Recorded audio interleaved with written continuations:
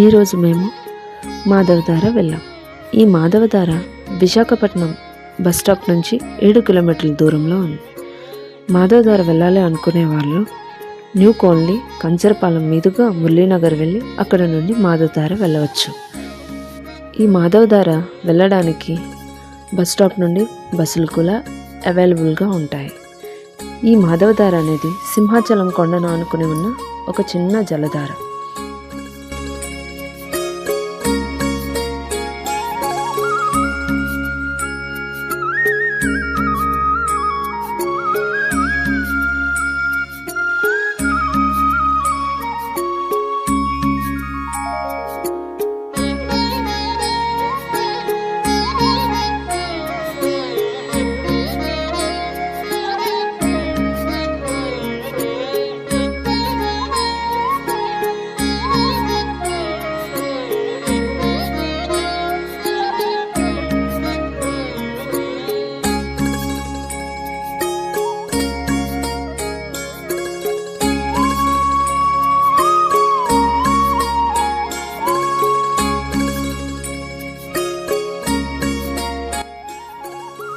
ఇక్కడ సింహాచలం కొండను ఆనుకొని మొత్తంగా 6 దారులు ఉన్నాయి.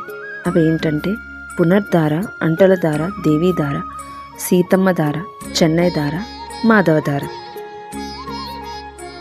మిగతా ధారలన్నిటి దగ్గర జలధార మాత్రమే ఉంటుంది. ఇక్కడ ఈ మాధవధార దగ్గర మాధవస్వామి స్వయంభూగా వెలిసాడు కావున ఈ ధారకు మాధవధార అనే పేరు వచ్చింది.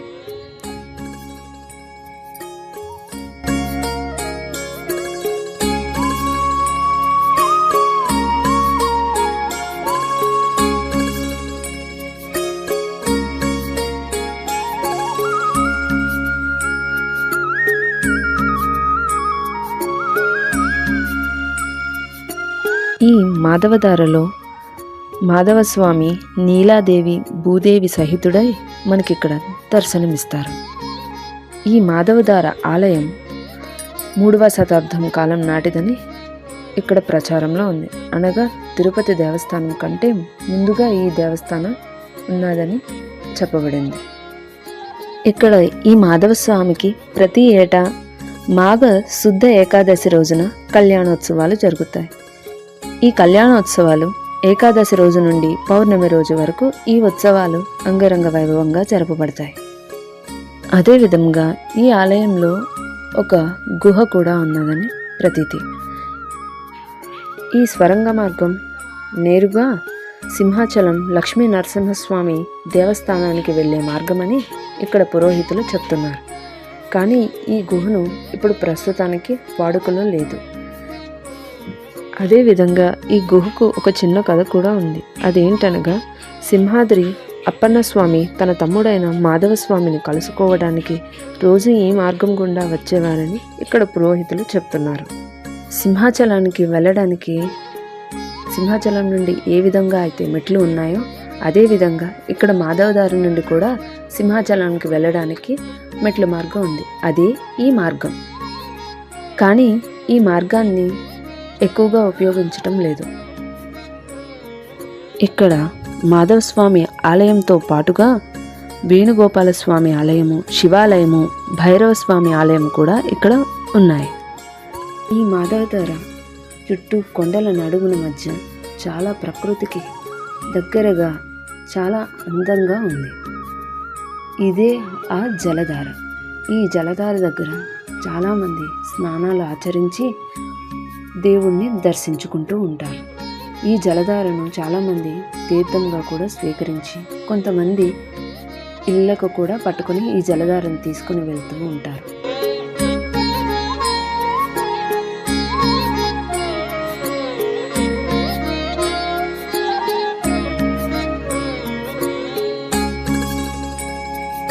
ఇక్కడ స్నానాలు చేసిన తర్వాత మెట్ల మార్గం గుండా ముందుగా శివాలయానికి వెళ్ళి శివుణ్ణి దర్శించుకుంటూ ఉంటారు. శివాలయాన్ని చేరుకున్న తర్వాత ముందుగా ధ్వజస్తంభానికి నమస్కరించి గుడి చుట్టూ 3 ప్రదక్షిణలు చేసి తర్వాత గర్భగుడిలోకి వెళ్ళి ఆ శివయ్యను దర్శించుకుంటూ ఉంటారు. ఇక్కడ కార్తీక మాసంలో అంగరంగ వైభవంగా పూజలు నిర్వహిస్తూ ఉంటారు. అదేవిధంగా ఇక్కడ దీపాలను వదలటానికి కూడా ఒక చిన్న కోనేరులాగా ఏర్పాటు చేశారు ఇక్కడ దేవస్థానం వాళ్ళు. ఇక్కడ ఉన్న ఈ జలధార నిత్యము అన్ని కాలాల్లోనూ ఇక్కడ నీరు అనేది ప్రవహిస్తూ ఉంటుంది.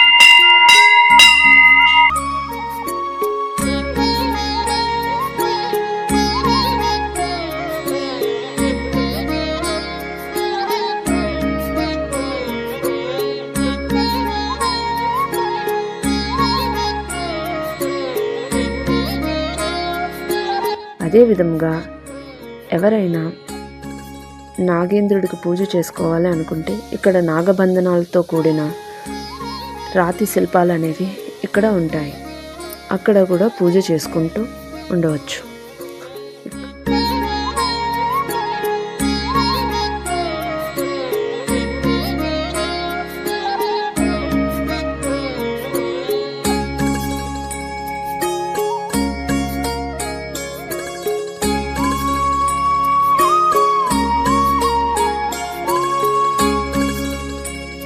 అదేవిధంగా ఇక్కడ నవగ్రహాలు కూడా ఉన్నాయి.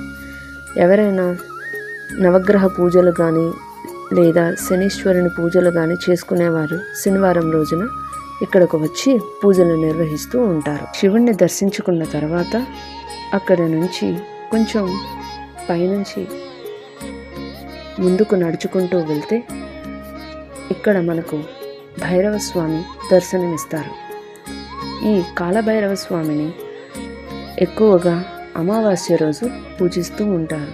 ఆ రోజున స్వామివారికి ఉప్పు వేసి దాని మీద బూడిద గుమ్మడికాయను కోసి దాంట్లో ఒత్తి వెలిగించి నువ్వుల నూనెను పోసి ఒత్తి వెలిగించి దానిపై నవధాన్యాలను పోసి దీపాలను పెడుతూ ఉంటారు. నడుచుకుంటూ ముందుకు వెళ్తే అక్కడ మనకు వేణుగోపాల స్వామి ఆలయం దర్శనమిస్తుంది. మేము వెళ్ళిన రోజున ఆలయం ఆ టైంకి మూసి ఉంది, అందుకు మేము చూపించలేకపోతున్నాం. అక్కడ స్వామివారిని దర్శించుకుని ఆ పక్కనే ఆంజనేయ స్వామి, అటుగా విఘ్నేశ్వరుడు ఉంటారు.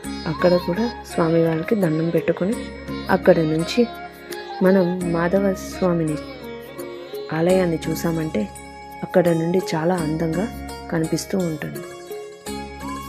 ఇది ఈరోజు మేము వెళ్ళిన మాధవధార విశేషాలు. మీకు గనక మా వీడియో నచ్చినట్లయితే లైక్ చేసి షేర్ చేసి సబ్స్క్రైబ్ చేయండి. Please support us. Thank you.